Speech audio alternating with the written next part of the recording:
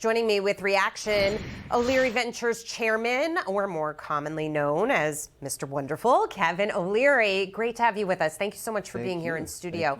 Your reaction to that report, because this is some Americans' biggest nightmare, and it's actually coming to fruition, expansion of the IRS. As Lydia points out, they might go after the top, and when they're done there, they're going to come for everybody else. I think, and this is my bread and butter, I invest in companies that represent 70% of our economy, small business in America.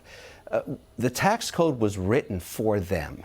And I talked to my CEOs about this today. We had a bit of a town hall ourselves and said, okay, this is a reality. What are we going to do about it? We got to start preparing our taxes and our payroll records. I mean, where some of the biggest problems happen in small business. You're growing, you're scrambling, you're trying to keep things open, you're trying to make payroll every Wednesday night, and you fall behind in keeping your records clean. What this tells you now is you've got to have crystal clear records. Yeah. You have to invest in keeping yourself compliant. Because when you do, and if you get audited, the best thing is to have the data.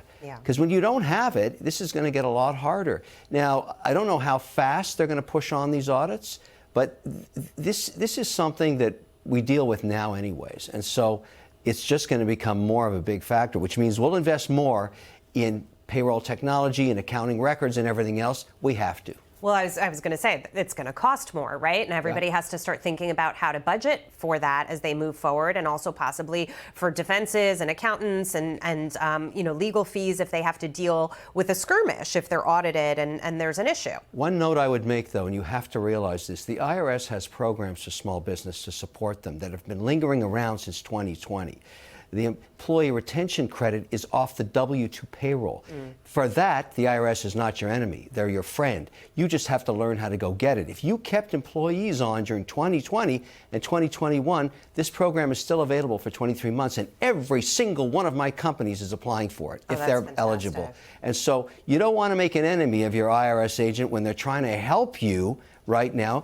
Get your credits that you're owed, up to $26,000 per employee. Right. We keep saying there's money out there that and people just don't know how to go after it. They don't know how to go after it, so you can learn all about this online. Let's switch gears for a moment, because you and I were talking in the break about one of the biggest issues on your radar right now, which essentially is post-banking crisis, small and medium-sized businesses, which are the backbone of this country, and a looming credit crunch. Talk to me a little bit about that.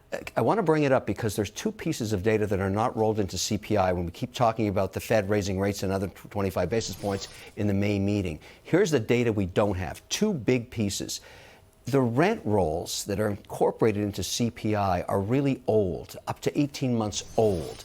Rent is rolling over in so many markets I'm investing in. The coastal states, no. Miami, no. LA, no. But everywhere else, they're down 20%. It's not yet reflected in CPI. So when we talk about a 6.1% inflation, it's not taking into account that rents rolled over. But secondly, and this one came to me hard, like a brick wall this morning, I was talking to some of my CEOs saying, okay, what's happening in your credit crunch with your banks? This is primarily regional banks.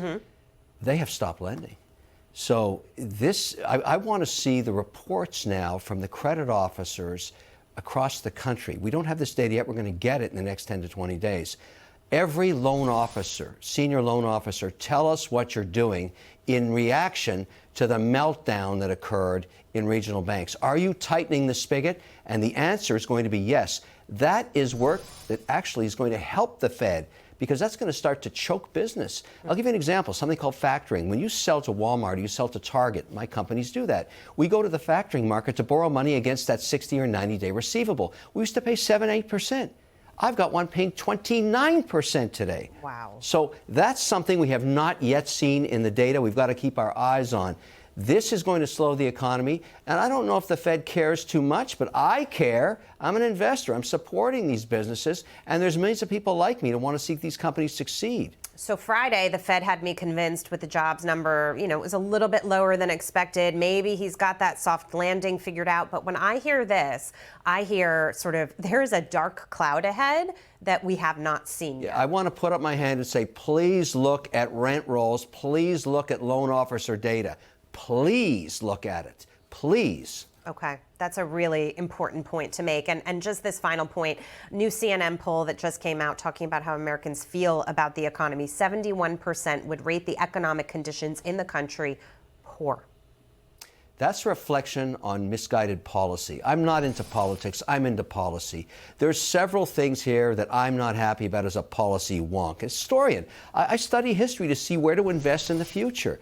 We need energy independence. That's good policy. I don't care what side of the fence you're on. What's wrong with making America energy independent?